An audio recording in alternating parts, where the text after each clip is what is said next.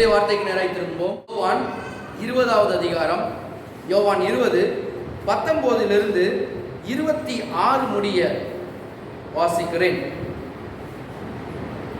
வாரத்தின் முதல் நாளாகிய அன்றைய தினம் சாயங்கால வேளையிலே சீஷர்கள் கூடியிருந்த இடத்தில் யூதர்களுக்கு பயத்தினால் கதவுகள் பூட்டி இருக்கையில் இயேசு வந்து நடுவே நின்று, உங்களுக்கு சமாதானம் என்றார்.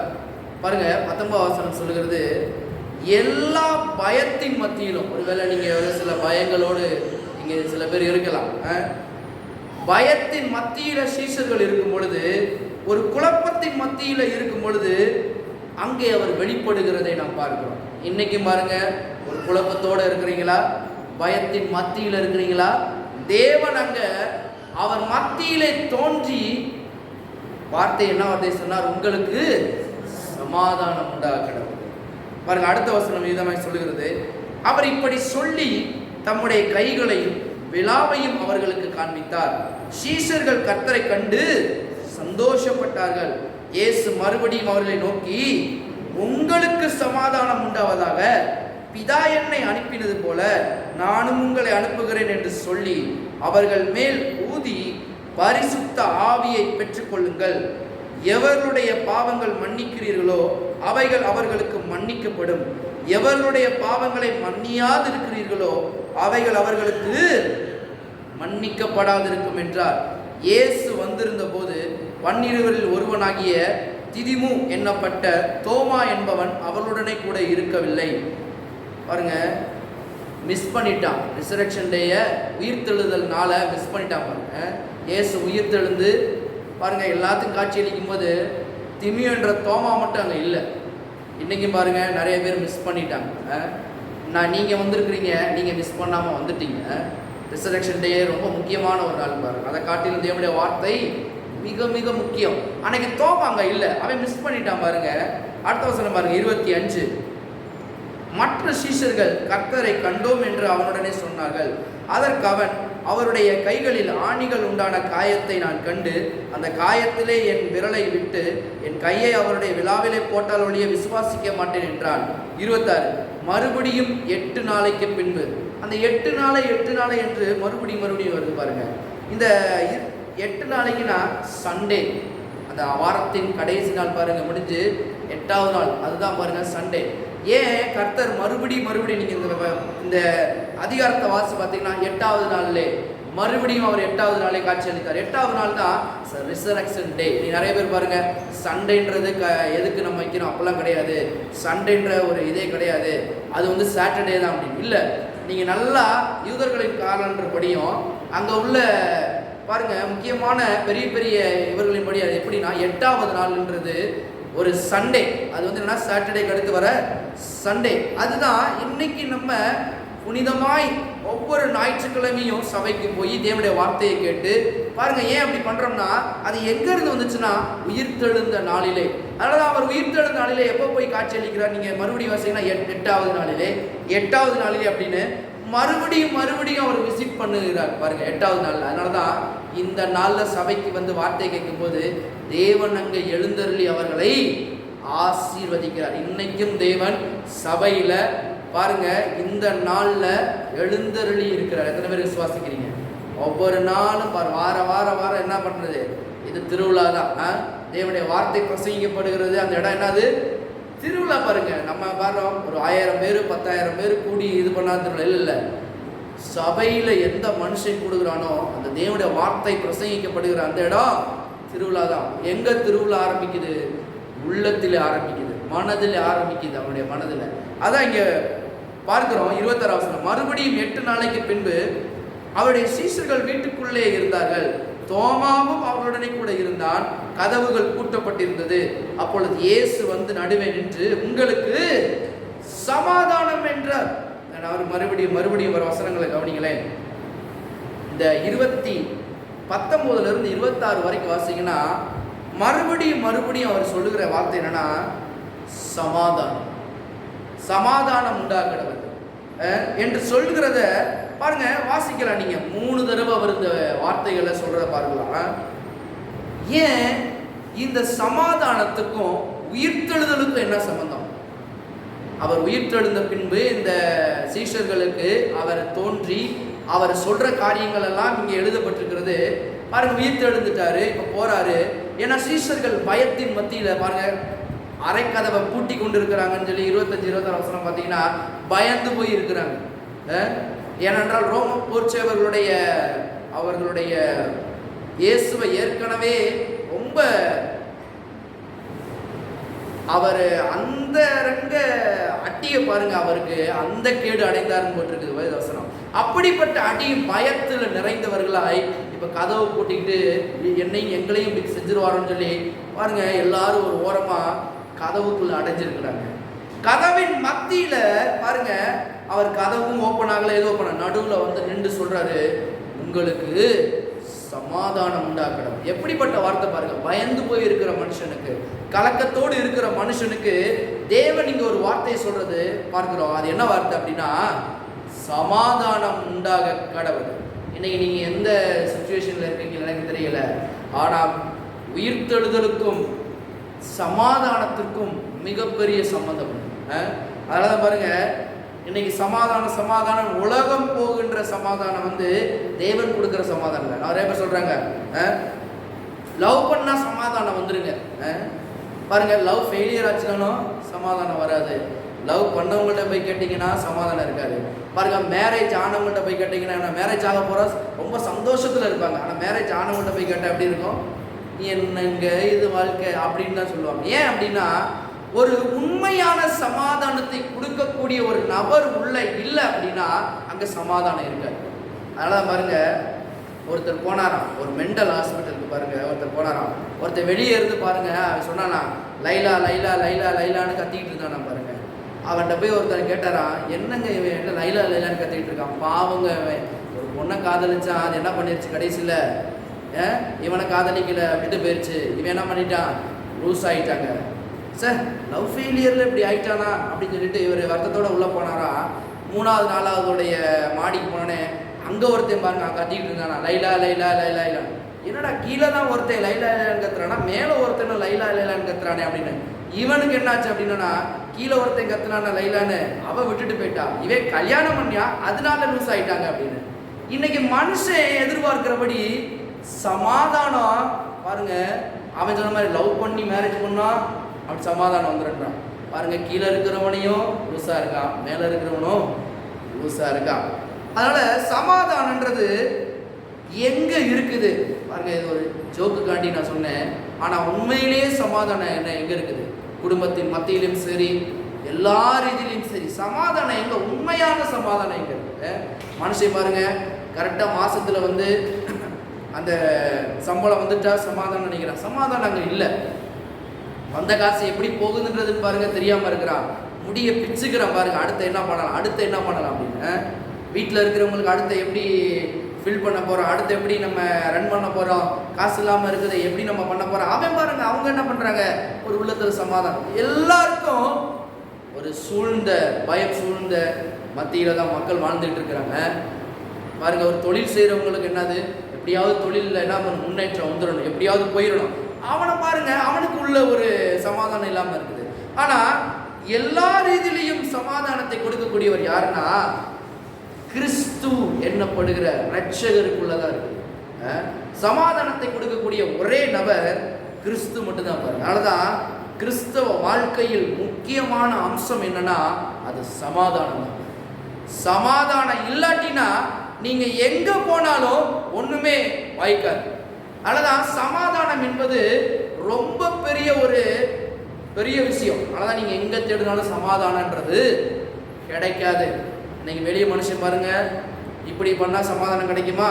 பாருங்க, யோகா பண்ணா சமாதானம் கிடைக்குமா? முட்டி போட்டு காலெல்லாம் பண்ணி நல்லா மூச்சு எடுத்து வெளியே விடு, சமாதானத்தை அப்படியே உள்ளத்துல சமாதானம் பொங்கி எழுதுறான்.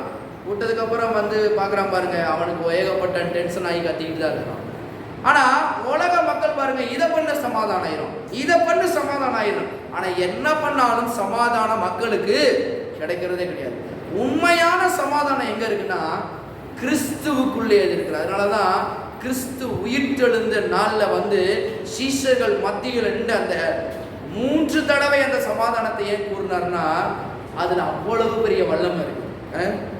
அப்ப இயேசு இருந்தால்தான் ஒரு மனுஷனுக்கு சமாதானம். நீங்க வேணா பாருங்களேன், 2 கொரிந்தியர், திரும்ப 2 கொரிந்தியர்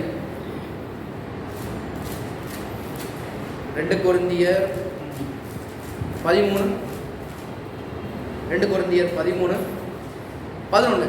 கடைசியாக சகோதரரே, சந்தோஷமாயிருங்கள், நற்சீர் பொருந்துங்கள், ஆறுதல் அடையுங்கள், ஏக சிந்தையாயிருங்கள், சமாதானமாயிருங்கள். அப்பொழுது அன்புக்கும் சமாதானத்துக்கும் காரணராகிய தேவன் உங்களுடனே கூட இருப்பாராக. அப்ப சமாதானத்துல வாழுங்கள் என்று எங்க பவுல் சொல்றதை பார்ப்போம். சமாதானத்துல வாழ்றதும் சரி. கொலோசையர் எடுங்க, கொலோசையர்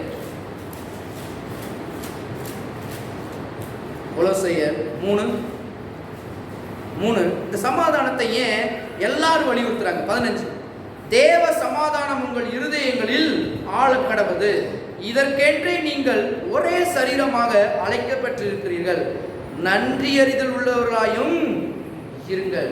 இங்க பவுல் சொல்றாரு, சமாதானத்துல வாழுங்க, சமாதானம் உங்களை வழிநடத்தும். கொலோசையர்ல சமாதானம் வழிநடத்தும் போட்டிருக்குது, 2 கொரிந்தியர்ல சமாதானத்துல வாழுங்கள்னு போட்டிருக்குது. அப்ப பாருங்க, எது முக்கியம் அப்படின்னா சமாதானம் முக்கியம். எந்த காரியம் நடக்காம, எந்த காரியம் சமாதானம் இல்லாம இருக்கோ, அந்த காரியத்துல சமாதானத்தை கொண்டு வந்து சேர்க்கிறவர் இயேசு மட்டும்தான். இயேசுவால சமாதானத்தை பண்ண முடியும். அந்த பயந்து கொண்டிருந்த சீஷர்கள் மத்தியில பாருங்க, ரூமுக்குள்ள அடைச்ச கதவுக்குள்ள உட்காந்துக்கிட்டு எத்தனை நாள் இருந்தாங்கன்னு தெரியல.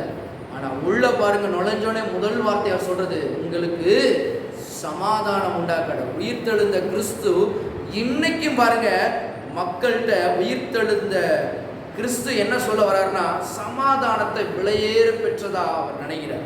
அதனாலதான் பாருங்க, சமாதானம் உண்டாவதாக என்று அவர்களுக்கு சொல்றதை பார்க்கிறோம். எப்படி இதை இயேசு பேச முடியும்? எப்படி சமாதானத்துக்கும் உயிர்த்தெழுந்ததுக்கு அப்புறம் இவர் எப்படி அந்த சமாதானத்தை சொல்றாரு? இந்த சமாதானம் எப்படி அவங்களுக்கு இப்படி நிறைவேற போகுது? இவரால் சமாதானத்தை கொடுக்க முடியுமா? சில பேர் கேள்வி கேட்கிறாங்க. ஐயா, நீங்க சொல்றீங்க பரவாயில்ல, சமாதானம் சொல்றாரு, எல்லாரும் சொல்றாங்க சமாதானம், இவரும் சொல்லியிருக்கிறாரு. இவர் சொன்ன சமாதானம் கரெக்டா நீடிச்சிருக்கா? இவருக்கும் சமாதானத்திற்கும் ரொம்ப பெரிய தொடர்பு இருக்கு. அதனாலதான் உயிர்த்தெழுந்த கிறிஸ்துவுக்கும் சமாதானத்துக்கும் நிறைய தொடர்பு இருக்கு. அதனாலதான் உயிர்த்தெழுதலுக்கும் சமாதானத்திற்கும் சம்பந்தம் நிறைய இருக்குது. அதனாலதான் ரோமர்ல விதமாய் வசனம் சொல்கிறது. ரோமர்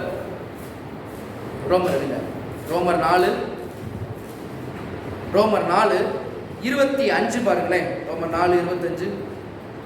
அவர் நம்முடைய பாவங்களுக்காக ஒப்பு கொடுக்கப்பட்டும் நாம் நீதிமான்கள் ஆக்கப்படுவதற்காக எழுப்பப்பட்டும் இருக்கிறார். அப்ப நீதிமானாக ஆக்கப்படுவதற்கு பாருங்க, அவர் என்ன பண்ணாரா? பாவங்களுக்கு ஒப்பு கொடுக்கப்பட்டும் நாம் நீதிமான்கள் ஆகப்படுவதற்காக. இதுல ரொம்ப பெரிய ஒரு விஷயமே அடங்கியிருக்கு பாருங்க, கவனமா கவனிங்க. நாம் நீதிமான ஆக்கப்படுவதற்கு என்று இங்க எழுதப்பட்டிருக்கிறது. ஆனா ஒரு ஒரிஜினல் டிரான்ஸ்லேஷன் எப்படி வருது அப்படின்னா, நீதிமானாக ஆக்கப்பட்டதுனால அவர் சிலுவைக்கு போனார் என்று வேதம் போதிக்கிறது. இதுல தமிழ்ல இப்படி அர்த்தம் வருது. ஆனா ஒரிஜினல் டிரான்ஸ்லேஷன் எப்படி வருதுன்னா, அதை தியா அப்படின்னு எழுதுறாங்க. இந்த இடத்துல அந்த நீதிமானாக ஆக்கப்பட்ட, நீதிமான்கள் ஆக்கப்படுவதற்காக அப்படின்னு வருதுல, ஒரிஜினல் டிரான்ஸ்லேஷன்ல தியா அப்படின்னு வருது. தியா அப்படின்னா நீதிமான்கள் ஆக்கப்பட்டதுனால அவர் சிலுவைக்கு போனார். அதுல இருந்துதான் உயிர்த்தெழுந்த அந்த உயிர்த்தெழுந்த நாள் அன்னைக்கு வந்துச்சு. இன்னும் கொஞ்சம் தெளிவா சொல்றேன் பாருங்க. ஒருவன் நீதிமான ஆக்கப்படுவதற்கு ஆதாரம் என்னது? உயிர்த்தெழுந்தல் நடந்தா தான் அங்க என்ன இருக்க முடியும். ஏன்னா பாவத்தின் சம்பளம் மரணம். மரணத்தை விழுங்கிட்டாரு. விழுங்கினவருக்கு உயிரோட எழுந்திருத்தாதான் என்ன நடக்க முடியும்? நீதிமான் என்ற ஒரு உள்ள வர முடியும். ஆனா அவர் மரித்தது எதற்காகனா உயிர்த்தெழுவதற்காகத்தான். இங்க என்ன நடக்குது அப்படின்னா, வேதம் தெளிவா பார்க்கலாம் அப்படின்னா, ஏற்கனவே நம்முடைய பாவங்களை கல்வாரி சிலுவையில ஒப்பு கொடுக்கப்பட்டு உறுதியான ஒரு இது இருக்குது. என்னதுன்னா கிறிஸ்து இயேசுவின் நிமித்தம் இப்ப என்ன பண்ண போறாரு? நீதிமானாய் மாற்ற போகிறார். உயிரோடே என்ன பண்ணுகிறார்? கிறிஸ்து எழுப்பப்பட போகிறார். ஏற்கனவே அவர்களுக்கு அறிவிக்கப்பட்டது. அதனாலதான் எல்லாரும் பயந்தாங்க பாருங்க. ஏன் அவங்க அரசங்க முதற்கொண்டு எல்லாம் பயந்தாங்க அப்படின்னா, இவர் எழுதிட்டார்னா வேதவசனம் சொல்லுகிற மாதிரி எல்லாரும் நீதிமான்களாய் ஆக்கப்படுவார்கள். நீதிமான் என்ற உணர்வு எல்லாருக்கும். அதனாலதான் பழைய ஏற்பாடுல நீங்க படிச்சு பார்க்கலாம். நான் எடுத்து காண்பிக்க வரக்கூடிய நாட்கள்ல இந்த அடுத்தடுத்த போற இதுல நான் காமிக்கிறேன். அப்ப என் குற்றம் பிதாவானவர் மன்னித்தது நிமித்தம் இன்னைக்கு உயிர்த்தெழுதல் நடக்குது. எப்படி நம்ம நீதிமானா மாறுறோம்? நம்முடைய பாவங்கள் மன்னிக்கப்பட்டு நாம் அதற்குரிய பாருங்க தண்டனைய, பாவத்தின் சம்பளம் மரணம். இன்னைக்கு நம்ம பாவம் பண்ணி இருக்கோம்னா நம்மளுக்கு என்ன வந்து சேரணும்? மரணம் என்று ஒன்று இருக்கிறது. ஆனா பிதாவானவர் என்ன பண்ணார்னா இயேசுவை தண்டனைக்கு உட்படுத்தி, அதனாலதான் குட் ஃப்ரைடே கொண்டாடினோம். குட் ஃப்ரைடேக்கும் ஈஸ்டருக்கும் மிக நெருங்கிய சம்பந்தம் இருக்குது. நிறைய பேர் என்ன பண்றாங்க? குட் ஃப்ரைடே அடிக்கப்பட்டார், இது பண்ணார், அப்படி ஈஸ்டர் உயிர்த்தெழுந்தார். இல்ல ரெண்டுக்குமே கோயின்சிடென்ட் இருக்குது. அதனாலதான் குட் ஃப்ரைடே என்ன நடந்துச்சுன்னா, நம்முடைய பாவங்களுக்காக அவர் மரிக்கப்பட்ட பிதாவானவர் என்ன பண்ணார்னா அப்பயே எல்லா தண்டனையும், நமக்கு வர வேண்டிய ஆக்கினை தீர்ப்பு அவர் மேல வந்தது. அப்பயே என்ன ஆயிட்டோம்னா, நல்ல கவனிங்க, சத்தியத்தை அறிவீர்கள், சத்தியம் உங்களை விடுதலையாக்கும். அன்னைக்கு என்ன பண்ணிட்டார்னா அவர் மேல அந்த பாவத்தை சுமத்தி, இப்போ உலக மக்களின் பாவம் யார்கிட்ட இருக்குது? கல்வாரி சிலுவையில கிறிஸ்து தொங்கினார். அதான் உலகங்களுக்காக அடிக்கப்படுகிற தேவ சொல்லுங்க ஆட்டுக்குட்டி. அப்ப இவர் மேல பாவம் போயிடுச்சுன்னா உலக மக்களுடைய பாவங்கள் இப்ப எங்க போயிருக்குது? சொல்லுங்க, எங்க போயிருக்குது? கல்வாரி சிலுவையில கிறிஸ்து கிட்ட போயிருச்சு. அப்ப இவனுக்கு இருந்த பாவம்லாம் இப்ப யார்கிட்ட போயிருச்சு? சொல்லுங்க, யார்கிட்ட போயிருக்குது? கிறிஸ்து கிட்ட போயிடுச்சுன்னா நீங்கள் ஏற்கனவே நீதிமான்களாய் ஆக்கப்பட்டீர்கள் என்றதுதான், அதுதான் மெய்யான சத்தியம். எத்தனை பேருக்கு புரியுது நான் சொல்றது? புரியுதா? கிறிஸ்து ஏற்கனவே கல்வாரி சிலுவையில அடிக்கப்பட்டு நொறுக்கப்பட்டு இருக்கார். எதற்காக? நம்முடைய பாவத்துக்கு வர வேண்டிய தண்டனை, நியாய தீர்ப்பு எல்லாமே இப்ப அவர் மேல போயிருச்சு. அதனாலதான் நம்முடைய பாருங்க குற்றத்தை பிதாவானவர் மன்னித்தது நிமித்தம் உயிர்த்தெழுதல், அந்த நீதிமான் என்ற உயிர்த்தெழுதல் நடந்திருக்குது பாருங்க. பாவத்தை அடியோர வேரோடைய முடிச்சு இப்ப உயிரோட இவர் எழும்புறாரு. யாருக்காக? எல்லாருடைய நிமித்தமாக. பாவத்தின் சம்பளம் மரணம். மரணத்தையே ஒண்ணுலாம் ஆக்கி பாருங்க, பாவத்திலிருந்து நம்மளை விடுதலையாக்கி நம்மளை நீதிமானாய் ஆக்குகிறார். எத்தனை பேர் விசுவாசிக்கிறீங்க? நீதிமான ஆக்கி அவர் உயிர்த்தெழுந்தனால இன்னைக்கு நம்மளுக்கு அதிகமான ஒரு நம்பிக்கை இருக்குது. சொன்ன வார்த்தையின்படியே அவர் நமக்காக எல்லாவற்றையும் செய்து முடித்து உயிரோடு எழுந்தார். ஆமென்.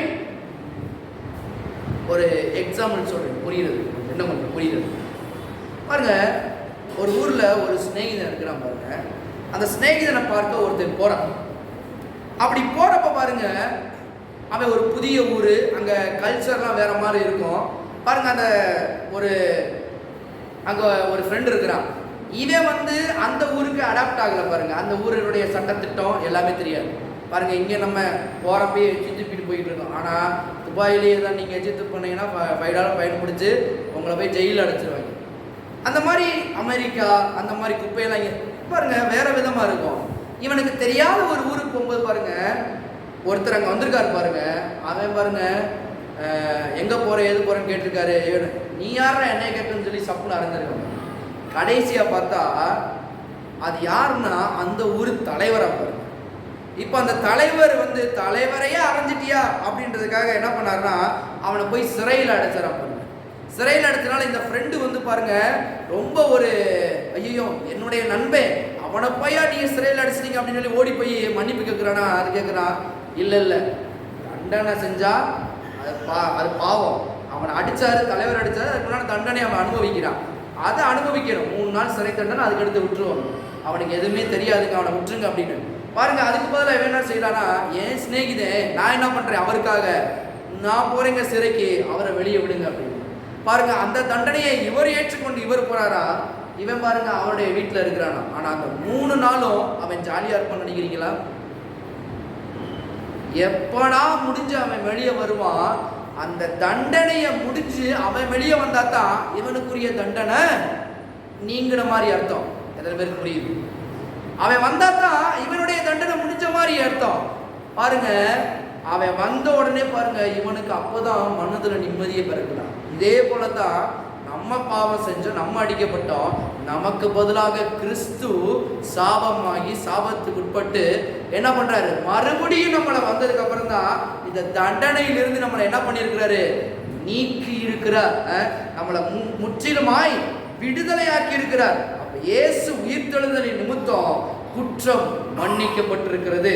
பாருங்க, நம்மளுடைய வாழ்க்கை மாற்றப்பட்டிருக்கிறது. எத்தனை பேருக்கு புரியுது? இயேசு உயிர்த்தெழுதல எவ்வளவு பெரிய சாக்கியம் இருக்கு அப்படின்னு. அப்ப உயிர்த்தெழுதல் நமக்காக என்ன பண்ணியிருக்கிறாரு, ஒரு ரசீதாக கொடுத்திருக்கிறாரு.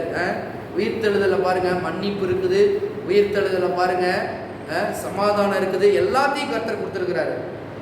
திருப்புங்க 1 கொரிந்தியர் 15 1 கொரிந்தியர் 15:17 கிறிஸ்து எழுந்திராவிட்டால் உங்கள் விசுவாசம் வீணாயிருக்கும், நீங்கள் இன்னும் உங்கள் பாவங்களில்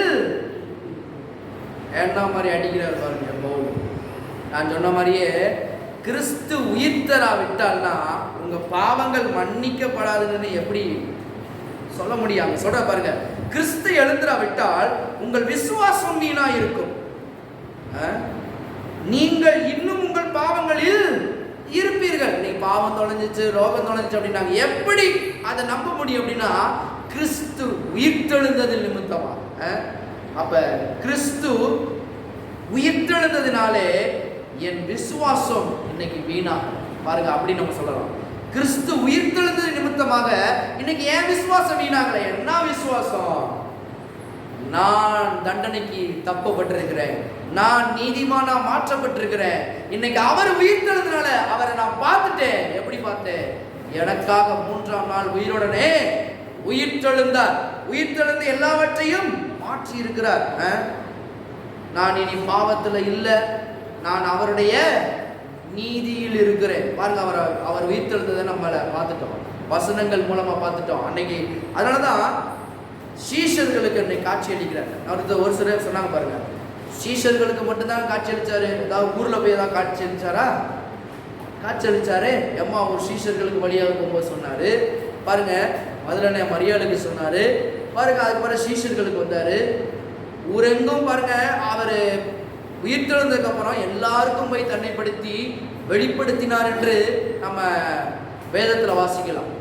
இன்னைக்கு பாருங்க ஆண்டவர் என்ன பண்றாரு அப்படின்னா, உயிர்த்தெழுந்தது நிமித்தமாக மக்கள் இன்னைக்கு அடிமையில வாழ வேண்டிய அவசியமே கிடையாது. பாவத்துல வாழ வேண்டிய அவசியம் இல்லை, சாபத்துல வாழ வேண்டிய அவசியம் இல்லை. இன்னும் சொல்ல போனா குற்றத்துல நிறைந்தவர்களாய் வாழ வேண்டிய அவசியம் இல்லை. எது உங்களை குற்றப்படுத்திக்கிட்டு இருக்கோ, எது உங்களை காயப்படுத்திக்கிட்டு இருக்கோ, எது உங்களை தண்டனைக்கு நேராக போய்கொண்டிருக்கிறோ, ஒரு சில நேரம் பாருங்க பிசாசு மறுபடியும் அந்த நினைவுகளை, பழைய நினைவுகளை கொண்டு வருவான். நீங்க சொல்லணும், கிறிஸ்து உயிர்த்தெழுந்ததுனால நான் நீதிமானாய் இருக்கிறேன். எப்படி? வசனம் சொல்லுகிறபடி, பவுல் சொல்ற மாதிரி, அந்த வசனங்கள் சொல்ற மாதிரி, அவர் உயிர்த்தெழுந்ததுனால என் பாவம் மன்னிக்கப்பட்டிருக்கிறது. இன்னைக்கு நீதி பாருங்க நம்முடைய கையில இருக்குது.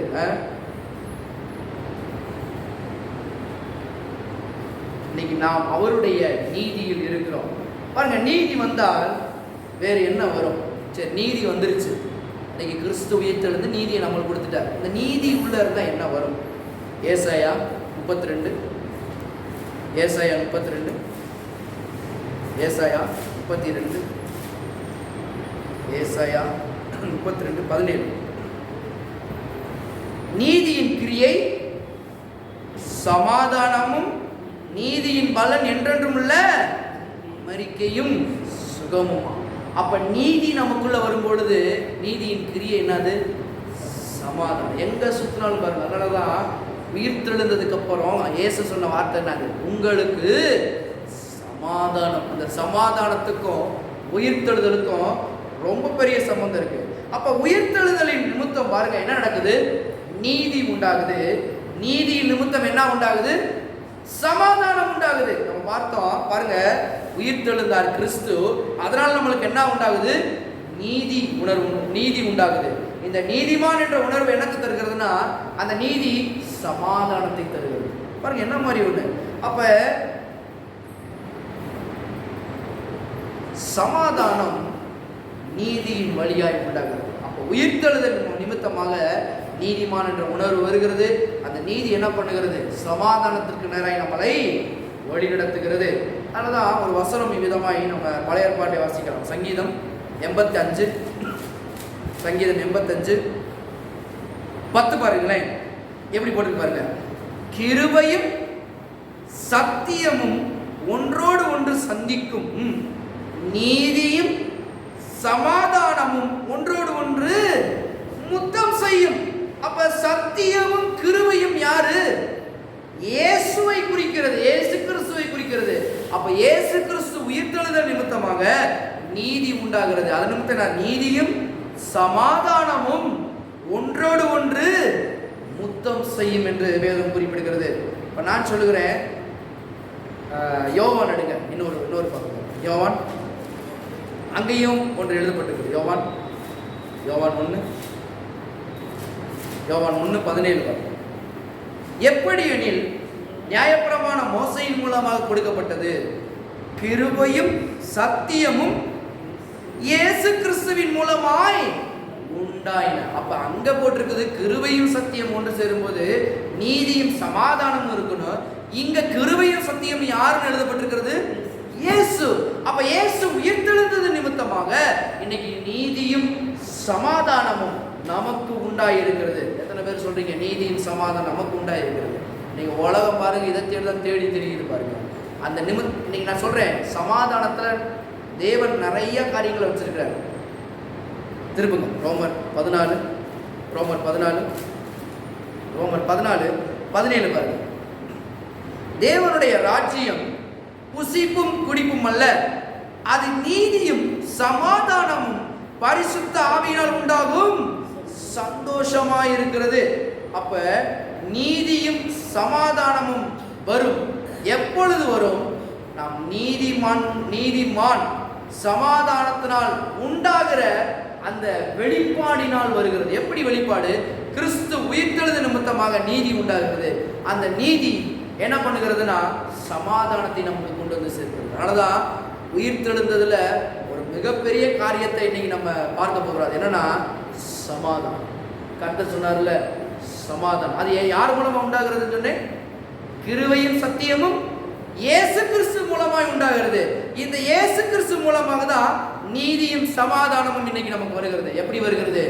அவர் உயிர்த்தெழுந்தது நிமித்தமாக இன்னைக்கு அது நம்முடையதாய் இருக்கிறது. அப்ப தேவனுடைய ராஜ்யம் என்னது? வெறும் புசிப்பும் குடிப்பும் அல்ல. வெறும் பாருங்க, சில பேர் என்னது எதை சாப்பிடுறது, இதை சாப்பிடுறதா அதை சாப்பிடுறதா, நான் ஃபோர்க்லாம் சாப்பிடலாமா, பண்ணி சில பேர் சாப்பிடக்கூடாதுன்னு சொல்றாங்க. சில பேர் பன்னிக்கறி நாங்கள் அது ஹெல்த்தி சாப்பிடுங்க. ஏன்னா வேதம் சொல்லுகிறது ஸ்தோத்திரத்தோடு ஏற்றுக்கொண்டாலும் ஒன்றும் தள்ளப்படத்தக்கதல்ல. நல்லா சாப்பிடுங்க. கர்த்தர் சொல்லியிருக்காருங்க சிலதெல்லாம் விளக்கப்படத்தக்கதுன்னு. புதிய ஏற்பாடு என்ன சொல்லுகிறது நல்லா கவனிங்க. ஆனா கர்த்தர் சொல்றதுல சிலதெல்லாம் இது இருக்கு பாருங்க. ஃபோர்க்கில் பாருங்க, சில நேரத்தில் என்ன இருக்குது உள்ள இருக்குன்னு சொல்றாங்க. சில நேரத்தில் ஏதோ ஒரு இதெல்லாம் நல்லா சமைக்காட்டினா அது உடம்புக்கு டேஞ்சர்னு சொல்றாங்க. ஃபோர்க் நல்லா சமைக்கிறவங்கள்ட்ட கொடுத்து சாப்பிடுங்க, அது நல்லது.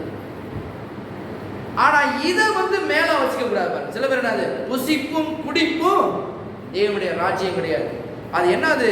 அது நீதியும் சமாதானத்துக்கு உண்டாகல, பரிசுத்த ஆவியால் உண்டாகும் சந்தோஷம். இன்னைக்கு சமாதானம் பாருங்க வாழ்க்கைக்குள்ள இருக்குதா?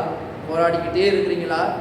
இந்த நாள்ல இருந்து நீதி என்ற உணர்வு இயேசு உயிர்த்தெழுந்த நிமித்தமாக கர்த்தர் சமாதானத்தை நமக்கு தருகிறவராய் இருக்கிறார். அதனாலதான் 7 சமாதானங்களால் நம்மளை இன்னைக்கு நிறைத்திருக்கிறார் நம்முடைய தேவன் உயிர்த்தெழுதலின் நிமித்தமாக. இன்னைக்கு நாம் அதை பார்க்க போறோம்.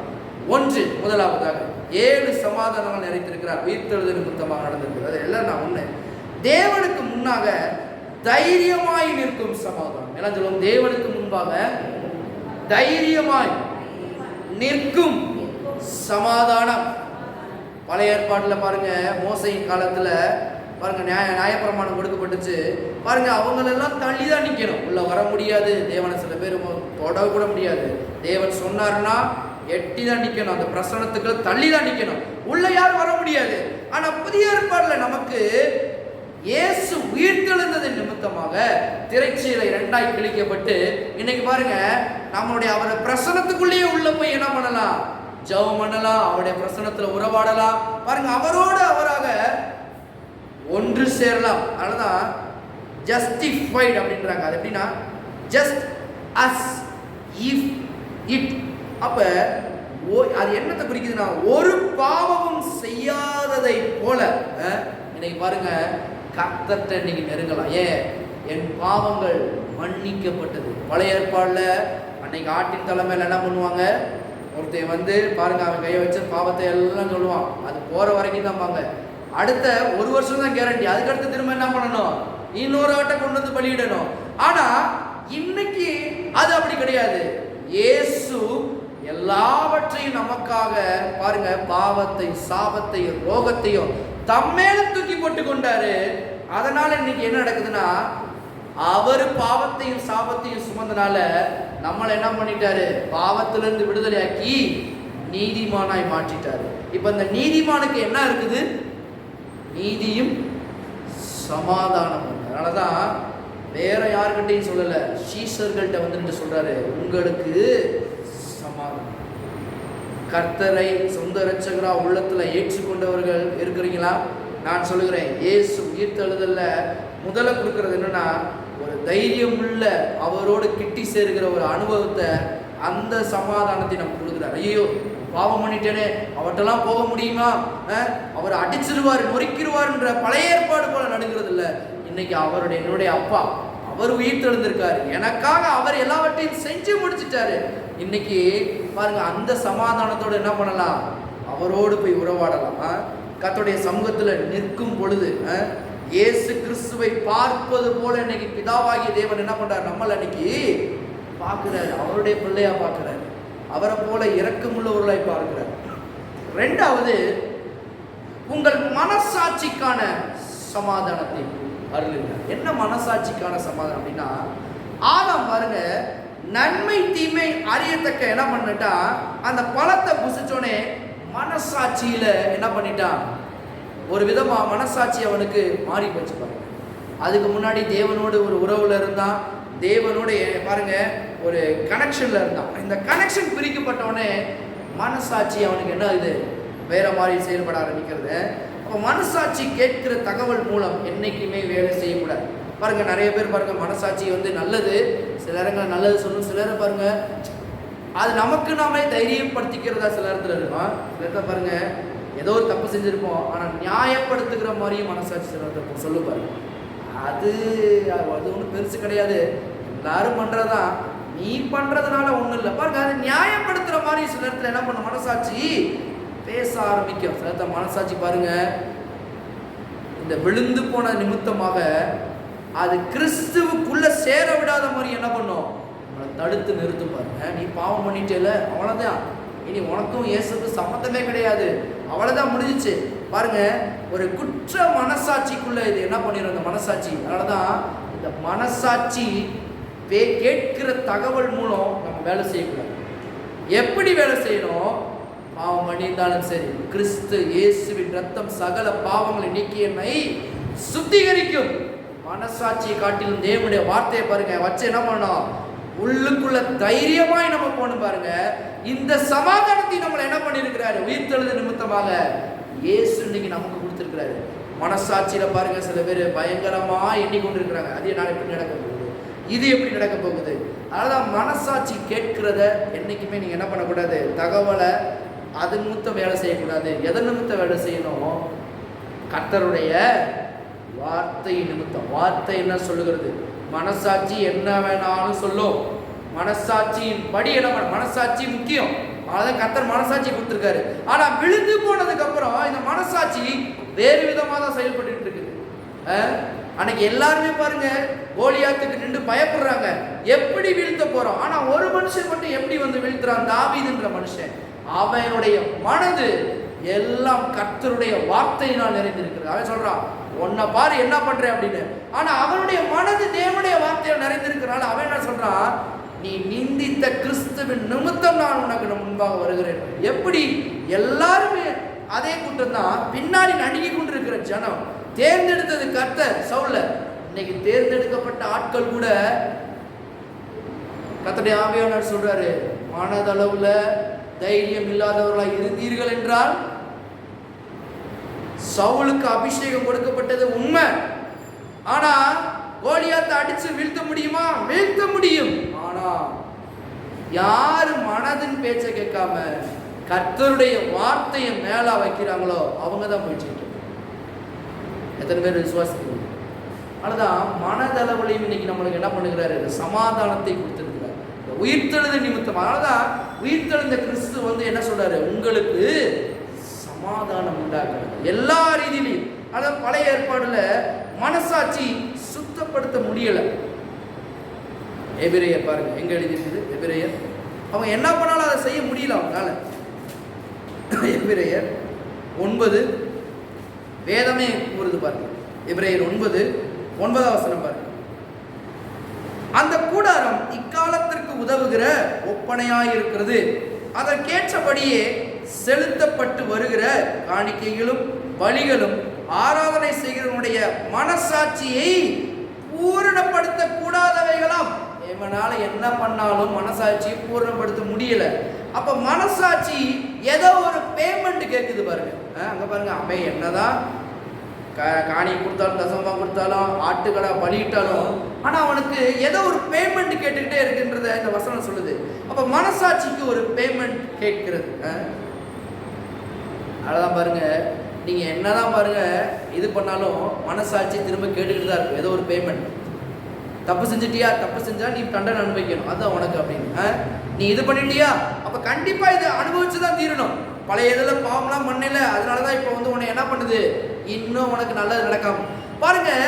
இந்த நேர் எதிர் மனசாட்சி என்ன பண்ணுது, நல் மனசாட்சி நிமித்தமாக செயல்படுகிற நல்ல காரியங்களை பண்ண நம்முடைய வாழ்க்கையில் நடக்க விடாம எதிர்காரியங்களை சிந்திக்க வைக்கிறது. அதான் பாருங்க, சில பழைய பாவங்கள் பண்ணியிருப்பாங்க, ஆனா இப்ப என்ன நடக்கும், ஏதோ ஒரு காரியம் நடக்கும்போது சார் அப்போ பண்ண பாவம் பாரு நம்மளை இன்னும் வந்து இப்படி தொடருது, இப்படி நடக்குது, அதனாலதான் நம்மளுக்கு இந்த பிரச்சனையோ, அதனாலதான் நம்மளுக்கு இந்த பிள்ளையோ. இந்த எதிர்காரியங்களை என்ன பண்ணுது மனசாட்சி, இப்ப என்ன சொல்லுது, நீ பண்ண தப்புக்கு பேமெண்ட் கேட்குது பாருங்க. அதனாலதான் மனசாட்சி ஆதாம் ஏவாள் விழுந்ததுக்கு அப்புறம் எல்லாம் விழுந்து போச்சு. நான் சொல்றது எத்தனை பேர் கரெக்ட்னு சொல்றீங்க பாருங்க, அது பேமெண்ட் கேட்குது. அதனாலதான் நம்மளும் அதை நம்புறோம் பாருங்க. என்ன பண்றோம், சரி நம்ம பண்ண பாவத்துக்கு என்ன பண்ணோம், சம்பளம் இருக்கு போல, அது இங்க நடந்துகிட்டு இருக்குது, வேற ஒன்றும் இல்லை அப்படின்னு. ஆனா இதுக்கு எப்படி ஒரு எக்ஸாம்பிள் கொடுக்கணும், நான் கொடுக்குறேன். கிரெடிட் கார்டு இருக்குது, அதில் பேமெண்ட் எல்லாம் உங்களுக்கு கொடுத்துட்றாங்க பாருங்க, பேமெண்ட்லாம் கொடுத்துட்றாங்க.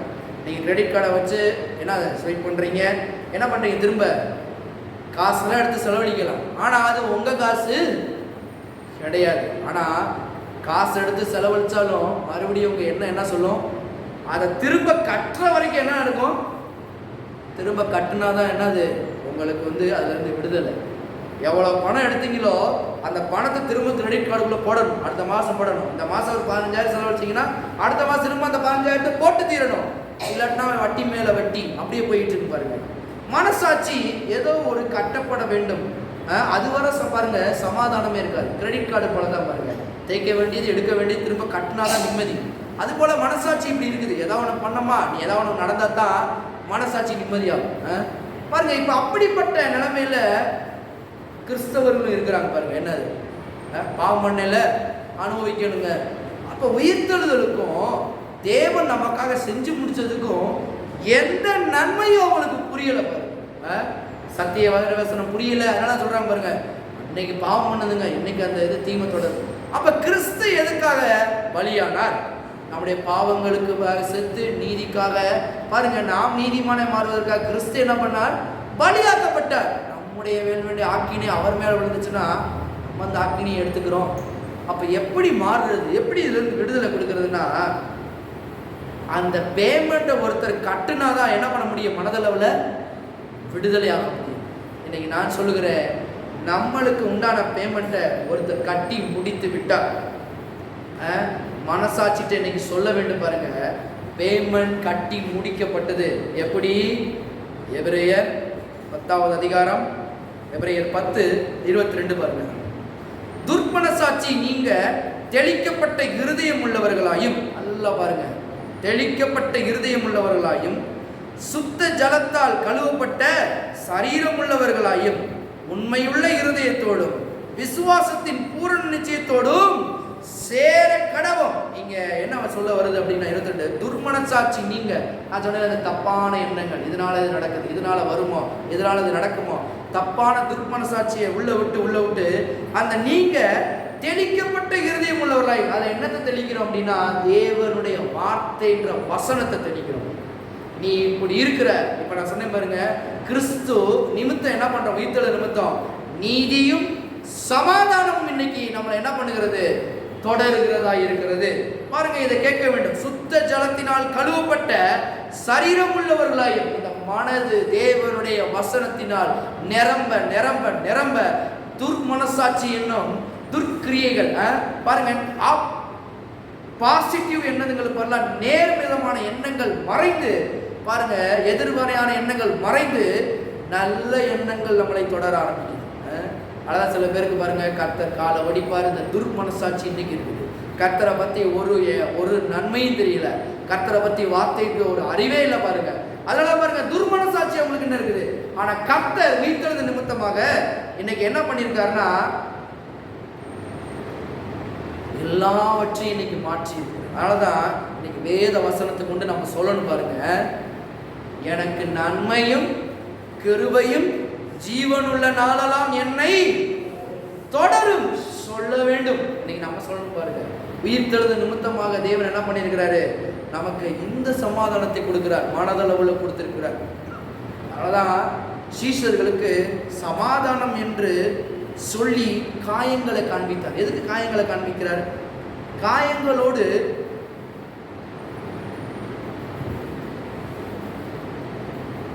அதனாலதான் பாருங்க, இன்னைக்கு நிறைய பேர் எப்படின்னா காயங்களோடு உட்கார்ந்து இருக்கிறாங்க. பாருங்க, நீங்கள் கொண்ட காயத்து நிமித்தம் உங்கள் அது அடையாளம் அல்ல. பாருங்க, நீங்க எதுல காயப்பட்டிருக்கலாம், நீங்க எதுலையும் யாரோ உங்களை வருத்தப்படுத்திருக்கலாம், உங்களை ஏமாத்திருக்கலாம், ஒருவர் பண்ண நிமித்தமாக நீங்க காயப்பட்டிருக்கலாம், உங்களுக்கு ஏதோ ஒரு காயம் நடந்திருக்கும். அந்த காயத்தின் அடிப்படையில பாருங்க, அதுதான் உங்க அடையாளம் கிடையாது. நீங்க நிறைய பேர் என்ன பண்றாங்களா, அதுதான் அடையாளமா நினைக்கிறாங்க. எங்களை ஒருத்தர் ஏமாத்திட்டாங்க, எனக்கு இப்படி நடந்துருச்சு, இப்படி மனசாட்சியில பாருங்க அப்படியே உள்ளத்துல ஏத்துக்கிறாங்க. ஆனா அது உங்க அடையாளம் அல்ல. எது உங்க அடையாளம்? அவருடைய காயங்கள் பாருங்க, அதுதான் உங்களுடைய அடையாளமா இன்னைக்கு கொடுக்கப்படுகிறது. அதனாலதான் கர்த்தர் காமிக்கிறார் பாருங்க, என் காயத்தை பாருப்பா, என் விழாமுல உன் கைய ஓடு. எதுக்காண்டி? நீ இன்னைக்கு பாவி இல்ல, நீதிமானா மாறிட்ட. அவன் எல்லாம் பயந்தான் பாருங்க, ஐயோ ஆண்டவர் வந்துட்டாரு, இவரை தான் புறக்கணிச்சோம், இவரை தான் விட்டு ஓடணும், இவர் வேணான்னு சொல்லி என்ன பண்ணோம், கதவெல்லாம் மூடி உள்ள இருக்கிறோம். இவர் கதவுக்கு நடுவுல வந்து நின்று, ஏண்டா என்னைய விட்டு பின்வாங்கி போறீங்களாடான்னு சொல்லி இன்னைக்கு 4 சவுக்கண்ணு கொடுக்க போறாரு நினைச்ச ஜனங்களுக்கு அவர் சொல்றாரு, என் காயத்தை பாரு, என்ன பாரு. ஏன் அவர் காயத்தை காமிக்கிறார் அப்படின்னா, இந்த விழாவை ஏன் காமிக்கிறாரு? இது என்னத்தை காண்பிக்கிறது? ஒவ்வொன்றுக்கு ஒரு அர்த்தம் இருக்கு. இந்த விழா எதுக்கு அடையாளம்? விழானா உங்களுக்கு என்ன ஞாபகம் வருது? விழா யார் ஞாபகத்துக்கு வர? விழா யார் ஞாபகத்துக்கு வர? விழா எலும்பை காமிக்கிறாரு. யார் ஞாபகத்துக்கு வர? விழா எலும்பு யார் ஞாபகத்துக்கு வர? சொல்லுங்க. ரைட்டு, ஆதாம். கரெக்டு தான், ஆதாம் தான் முதலாவது என்ன பண்றான், இந்த விழா எலும்பை அவன்கிட்ட இருந்து எடுக்கிறார். எப்படி எடுக்கிறாரு கவனிங்க. ஆதாம் நித்திரை பாருங்க, நித்திரையை பண்ணி பாருங்க, அவனுடைய விழா எலும்பு குத்தப்பட்டது பாருங்க. விழித்த பின்பு என்ன பண்றான், அவன் மனவாட்டின்றதை கண்டுபிடிக்கிறான். ஆறாம் எலும்பு வந்து என்ன பண்றாரு, அயர்ந்த நித்திரையை உண்டு பண்றாரு. அதுல இருந்து குத்தி என்ன பண்றாரு, எலும்பை வெளியெடுக்கிறாரு. எலும்பை வெளியெடுத்து என்ன பண்றான், இவன் பார்த்தோன்னே என்ன நடக்குது, இவ தான் என்னுடைய மனவாட்டின்னு சொல்றான். சரி, இது ஆதாமுக்கு நடந்தது. ஆனா 2ஆம் ஆதாம் எதுக்கு இதை காமித்தார் அவங்க மத்தியில் அப்படின்னா, இதுக்கு என்ன அடையாளம் சத்திய வேதவசனத்திலிருந்து அப்படின்னா, இவர் 2ஆம் ஆதாம் மரித்து பாருங்க உயிரோடு எழுந்து, இவர் அவருடைய சபைக்காக மனவாட்டியாய் இருக்கிறார். இதுதான் இன்னைக்கு அவருடைய காயங்களுக்கான அடையாளம். அன்னைக்கு அவனுடைய காயத்துக்கு என்ன அடையாளம்? இவதான் மனவாட்டி, இவதான் இது. இன்னைக்கு அவருடைய காயத்துக்கு என்ன அடையாளம் அப்படின்னா, நீங்க தான் அவருடைய மனவாட்டி, நீங்க தான் அவருடைய சபையா இருக்கிறீர்கள், நீங்கள் தான் நீதிமானா இருக்கிறீர்கள். அவருடைய காயங்கள் இன்னைக்கு என்ன சொல்லுது அந்த விலா எலும்பு? இன்னைக்கு அவருடனே நீங்கள் என்ன பண்ணப்பட்டிருக்கீங்க? பிறக்கப்பட்டிருக்கிறீர்கள். அதனாலதான் தேவனுடைய பிள்ளைகளாக இருக்கிறோம். பாருங்க, அந்த விலா எலும்புல தான், அந்த விலா எலும்பு விலகிதான் என்ன பண்ணுது? பிள்ளை வெளியே வருது. அதனாலதான் அவ்வளவு பெரிய வேதனை, கிட்டத்தட்ட டன் கணக்காக அதனுடைய வழி இருக்குன்னு சொல்றாங்க. அதனாலதான் அந்த விலா எலும்புல இருந்து தான் பிள்ளை பெற்றெடுக்கப்படுகிறது. இன்னைக்கு கிறிஸ்து கல்வாரி சிலுவையில இந்த விலா எலும்பு குத்தப்பட்ட நிலையில இன்னைக்கு அங்கிருந்து நம்ம யார் பிறந்திருக்கிறோம்? இன்னைக்கு நீங்களும் நானும் கிறிஸ்துவினுடைய பிள்ளைகளாய் பிறந்தோம். பாவத்திலிருந்து விடுதலையாகி, சாபத்திலிருந்து விடுதலையாகி இன்னைக்கு பாருங்க அவருடைய பிள்ளைகளாய் பிறந்திருக்கிறோம். அதனால இன்னைக்கு உங்களுடைய காயங்கள் அடையாளம் அல்ல, கிறிஸ்துவின் காயங்கள் தான் உங்களுடைய அடையாளம். அந்த காயத்தை எண்ணிக்கிட்டு இருக்கக்கூடாது. என்ன காயம் இருக்கணும்? கிறிஸ்து எனக்காக எல்லாவற்றையும் செய்து பிடித்த அந்த அன்பின் காயங்களை நினைக்க வேண்டும். மூன்றாவதாக, உங்கள் மனதிற்காக தேவனுடைய சமாதானம். பாருங்க, இயேசுவை பார்க்கும்போது, தியானிக்கும் பொழுது பாருங்க கிடைக்கிறது என்று பவுல் சொல்றதை பார்க்கிறோம். பிலிப்பியர் 4வது அதிகாரம் 3வது காரியம் என்னன்னா, மனதிற்கான தேவனுடைய சமாதானத்தை கொடுக்கிறவராய் இருக்கிறார். மனதளவு தேவனுடைய சமாதானம். பிலிப்பியர் 4:7 பாருங்க. அப்பொழுது எல்லா புத்திக்கும் மேலான தேவ சமாதானம் உங்கள் இருதயங்களையும் உங்கள் சிந்தனைகளையும் கிறிஸ்து இயேசுவுக்குள்ளாக காத்து கொள்ளும். எல்லாம் மைண்டு மேல கை வச்சு நான் சொல்லுங்க, தலை மேல கை வச்சு. மனதில் வருகிற எண்ணங்களை காட்டிலும் தேவனுடைய வல்லமை என்னை தேவ சமாதானத்திற்குள்ளே வழிநடத்தும். மறுபடியும் சொல்லுவோம், மனதில் வருகிற எல்லா எண்ணங்களை காட்டிலும் தேவனுடைய வல்லமை என்னை தேவனுடைய சமாதானத்திற்கு நேராக வழிநடத்தும். பாருங்க, இதுதான் தேவன் கொடுக்கின்ற ஒண்ணு. அவ்வளவுதான். ஏசாயாவில் போட்டிருக்கு. ஏசாயா 26, ஏசாயா 26, ஏசாயா 26:3 பாருங்க. உம்மை உறுதியாய் பற்றி கொண்ட மனதை உடையவன். அழகா இங்க வசனம் சொல்லு பாருங்க. உம்மையே நம்பி இருக்கிறபடியினால் நீர் அவனை பூரண சமாதானத்துடன் காத்துக் கொள்வீர். அப்ப அவர் அவனை பார்த்துக் கொள்வார். இல்லை சொல்லுவோம், அவன் அவரை பார்த்துக் கொள்வார். பாருங்க, என்னுடைய சமாதானம் அல்ல, உலகம் கொடுக்கிற சமாதானம் அல்ல, என்னுடைய சமாதானத்தை உங்களுக்கு கொடுக்கிறேன்னு சொன்னார். அதனாலதான் ரிசரக்ஷனுக்கும் இன்னைக்கு சமாதானத்திற்கும் ரொம்ப பெரிய பங்கு. உயிர்த்தெழுத நிமித்தம் தேவன் நமக்கு செய்கிற முதல் காரியம் என்னதுன்னா சமாதானம். உயிர்த்தெழுந்ததுக்கு அப்புறம் சீஷர்கள் காட்சியளிச்ச முதல் சொன்ன வார்த்தை என்னது? சமாதானம். எல்லாருதிலையும் நம்மளை சமாதானமாக்குறாங்க. அதனாலதான் பாரம்பரிய கிறிஸ்தவர்கள் நாங்கள் இருக்கும்போது பாருங்க ஒரு வார்த்தை சொல்லுவாங்க, உங்களுக்கு சமாதானம் உண்டாக கடவுள் சொல்லும்போது பாருங்க 4 பக்கமும் நாங்கள் சமாதானம் சொல்லணும். சில நேரத்தில் நான் என்ன பண்ணுவேன், இங்கிட்டு சமாதானம் சொல்லும்போது அவர் அங்கிட்டு திரும்பிடுவார், இங்கிட்டு சமாதானம் சொல்லும்போது அவர் அங்கிட்டு திரும்பிடுவார். இந்த மாதிரி சமாதானம் இல்லை. தேவன் என்ன பண்றாரு? ஒருவருக்கொருவர் அந்த சமாதானத்தை தேவன் கொடுக்குறவர். இன்னைக்கு பாருங்க, தேவ சமாதானம் வெறும் வார்த்தையில் அல்ல, தேவ சமாதானம் நம்முடைய மனதிலே உண்டாகுது, எண்ணங்களிலே உண்டாகுது, நம்மளை சுற்றிலும் உண்டாகுது. பாருங்க, அதுதான் உலகம் கொடுக்கிற பிரகாரமான அல்ல, அவருடைய சமாதானத்தை இன்னைக்கு நமக்கு கொடுத்திருக்கிறார். 4வது, உறவுகளுக்குள் சமாதானம். இன்னைக்கு பாருங்க, உறவுகள் நிறைய பிச்சு ஏதோ ஒரு மாதிரி ஆகிருக்குது. அதனால்தான் தேவன் உறவுகளுக்குள்ள சமாதானத்தை கொடுக்கிறார். 1 தெசலோனிக்கேயர், உறவுகள் நல்லா பிளவுபட்டு பாருங்க ஏதோ ஆகி பாருங்க ஒன்றும் பேச முடியாமல் வைக்க முடியாமல் இருக்குது. ஆனால் வேதம் சொல்கிறது 1 தெசலோனிக்கேயர் 5 அதுலேயும் சமாதானத்தை கொடுக்கிறாராம். 13 பாருங்க. அவருடைய கிரியை நிமித்தம் அவர்களை மிகவும் அன்பாய் எண்ணிக்கொள்ளும்படி உங்களை வேண்டிக் கொள்ளுகிறோம், உங்களுக்குள்ளே சமாதானமாய் இருங்கள். அவர் சொல்றார் பாருங்க, இதன் நிமித்தம் உறவுகளுக்குள்ளேயே தேவ சமாதானம் உண்டாகிறது என்று இங்கே நம்ம பார்க்கிறோம். அவர் சொல்லும் போதே பாருங்க, சகோதரருக்குள்ள, கணவன் மனைவிக்குள்ள அந்த அதிகாரமே அப்படிதான் வருது பாருங்க. நீங்க வீட்டில் போய் படிச்சு பாருங்க. சமாதானம் உண்டாகும் சகோதரர்களுக்குள்ள, கணவன் மனைவிக்குள்ள, பிள்ளைகள் தகப்பன் தாய்மாருக்குள்ள இந்த சமாதானத்தை உண்டாகும் சொல்லி பவுல் அடிக்கடி இங்க சொல்றதை பாருங்க. அதனாலதான் உயிர்த்தெழுத நிமித்தமாக இன்னைக்கு நம்புங்க. வாழ்க்கையில உறவுகளுக்குள்ள ஒரு வெரிசல் இருக்கலாம். கர்த்தர் சொல்றாரு, உறவுகளுக்குள்ள உயிர்த்தெழுந்த கிறிஸ்து சமாதானத்தை தருகிறார். அஞ்சாவது, இயேசுவின் காயங்களால் பாருங்க நம் உடலில் சமாதானம். அதனாலதான் பார்க்கிறோம், வியாதி நம்மளுடைய அதில் பாருங்க, தேவ சமாதானம் தான் நம்முடையது. எப்படி? அதாவது ஏசி 53 சொல்லுகிறது, அவருடைய தழும்புகளில் நாம் என்ன பண்றோம்? சுகமாகிறோம். அந்த சுகம் சமாதானத்தை கொண்டு வருகிறது, நம்ம உடம்புல சமாதானத்தை கொண்டு வருகிறது. ஆறாவது, பொருளாதாரத்துல சமாதானத்தை கொண்டு வருது பாருங்க. அதனாலதான் சமாதானன்றது எபிரேய வார்த்தை எப்படி வருதுன்னா ஷாலோம், கிரேக்கில் எப்படி வருதுன்னா ஐரின். அப்படின்னா இந்த ஐரின்ற வார்த்தைக்கு என்னெல்லாம் அர்த்தம் வருதுன்னா, எப்படின்னா பொருளாதாரத்தில் சமாதானம் அப்படின்னு சொல்றேன். ஏன் அந்த சமாதானம் கிடைக்குது அப்படின்னா, அந்த வார்த்தையில் எப்படி இருக்குன்னா ரட்சிப்பு, பாதுகாப்பு, உடல் ஆரோக்கியம், விடுதலை, பொருளாதார செழிப்பு மற்றும் மன சமாதானம், இதெல்லாம் தருகிறது தான் இந்த ஐரின், அந்த தேவ சமாதானம். அவர் சொன்னார்ல, உங்களுக்கு சமாதானம். அந்த சமாதானன்ற அர்த்தம் எந்த அர்த்தத்தில் சொல்ல வர்றாருன்னா, உங்களுக்கு சமாதானம் சீஷர்கள் சொன்னார்ல, அவருடைய அர்த்தம் ஐரின் அப்படின்னு வருதான். அந்த ஐரினுக்குள்ள இந்த சமாதானம் ஒரு வார்த்தையை முடிச்சுட்டாங்க.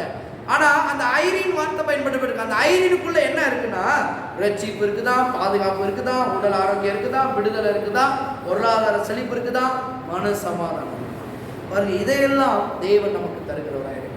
ஏழாவது, சமூக உறவுகளில் சமாதானம். எப்படி சமூக உறவுகளில் சமாதானம்? சாலமோன் இருந்தா பாருங்க.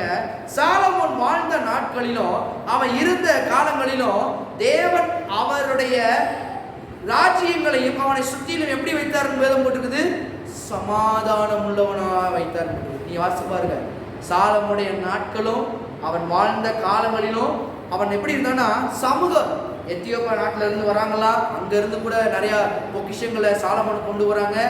அப்ப கூட நாடு எப்படி இருக்குன்னா சமாதானம். நான் சொல்றேன், இன்னைக்கு இந்தியாவை கர்த்தர் நேசிக்கிறதுனால பாருங்க, நம்முடைய நாடு சமாதானம். ஆமென். நம்ம கிறிஸ்தவ பிள்ளைகளாகி நம்ம இருக்கிறதுனால நம் நிமித்தம் நம்ம சமூக உறவுகள் எப்படி இருக்கும்? சமாதானமா இருக்கும். அதனாலதான் நீதிமொழிகள் எப்படி எழுதப்பட்டிருப்பாரு. நீதிமொழிகள் 16 வாசம் முடிக்கும். நீதிமொழிகள் 16, நீதிமொழிகள் 16, நீதிமொழிகள் 16:7 பாருங்களேன். ஒருவனுடைய வழிகள் கர்த்தருக்கு பிரியமாயிருந்தால் அவனுடைய சத்துருக்களும் அவனுடனே சமாதானம் ஆகும்படி செய்வார். அப்ப நான் சொல்லுகிறேன், உங்களுடைய சமூக உறவுகள் கூட சமாதானம். உங்களை ஏளனமா நினைச்சவங்க, உங்களை பரியாசம் பண்ணவங்க, நீங்க இப்படித்தான் உங்க கூடையே பாருங்க அகேன்ஸ்டாவே வந்துகிட்டு இருக்கிறவங்க, நான் சொல்லுகிறேன், இந்த உயிர்த்தெழுதல் நிமித்தம் வரும் சமாதானம் பாருங்க, சமூக உறவுகளில் கூட சமாதானத்தை நான் சொல்றேன். உயிர்த்தெழுதல் உள்ள சமாதானம் எல்லா ரீதியிலும் உங்களுக்கு சமாதானத்தை கொண்டு வரும். மீண்டும் இப்ப இந்த வசனத்தை படிப்போம். இப்ப புரியும் பாருங்க, அது கூட சமாதானம். யோவான் 20:26 எல்லாம் சேர்ந்து கூட வாசிக்கும். யோவான், இப்ப இந்த அர்த்தத்துக்கு கொஞ்சம் விளக்கம் தெரியும் நினைக்கிறேன். யோவான் 20:26 மறுபடியும் 8 நாளைக்கு பின்பு அவருடைய சீஷர்கள் வீட்டுக்குள்ளே இருந்தார்கள். தோமாவும் அவருடனே கூட இருந்தான். கதவுகள் பூட்டப்பட்டிருந்தது. அப்பொழுது இயேசு வந்து நடுவே நின்று, உங்களுக்கு சமாதானம். நான் சொல்லுகிறேன், தேவ பிள்ளைகளுடைய வாழ்க்கையில சமாதானம் இருக்கும். தேவ பிள்ளைகள் வேலை பார்க்கிற இடங்கள்ல சமாதானமா இருக்கும். தேவனுடைய பிள்ளைகள் சர்ச்சில் இருக்கும்போது சமாதானமா இருக்கும். வெளியே பெறப்பட்டு போய் கொளுத்த கன்றுகளை போல வளர்வீர்கள், அதுல சமாதானமா இருக்கும். கையிட்டு செய்யற வேலையில சமாதானமா இருக்கும். பாருங்க, உங்க லைஃபே சமாதானமா இருக்கும். ஆமென். உயிர்த்தெழுந்த கிறிஸ்துவின் நிமித்தமாக சமாதானம் உண்டாகும். அப்ப உயிர்த்தெழுதலின் மூலமாக இன்னைக்கு உங்களுக்கு என்ன வருகிறதுனா சமாதானம். ஆமென். இன்னைக்கு உலகம் கொடுக்கிற பிரகாரமான அல்ல, கிறிஸ்து உயிர்த்தெழுதலின் நிமித்தமாக நீதி உண்டாச்சு. நீதி நிமித்தம் இன்னைக்கு சமாதானம் உண்டாயிற்று. ஆமென். அன்னைக்கு சீஷர்கள் மத்தியில் நின்று சொன்ன வார்த்தை ரொம்ப பெருசு, நம்ம சாதாரணமாக வாசிட்டு போயிடும். அதுதான் ஐரின்ற வார்த்தை. அந்த ஐரின்றது சமாதானம். அந்த ஐரின்ற வார்த்தைக்குள்ள என்னெல்லாம் இருக்குது? ரட்சிப்பு இருக்குது, பாதுகாப்பு இருக்குது. நாம் சேர்ந்து சொல்லுவோம், நம் எண்ணங்களில் அது ஏறட்டும். கர்த்தர் உங்களுக்கு சமாதானத்தை உயிர்த்தெழுதல் நிமித்தமாக கொடுத்துருக்கிறாரா? உங்களுக்கு அது இருக்குதா?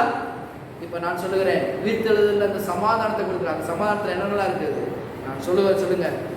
எல்லாரும் சேர்ந்து சொல்லுவோம். ரட்சிப்பு என்னுடையது, பாதுகாப்பு என்னுடையது, உடல் ஆரோக்கியம் என்னுடையது, விடுதலை என்னுடையது, பொருளாதார செழிப்பு என்னுடையது, மன சமாதானம் இயேசுவின் மூலம் என்னுடையது.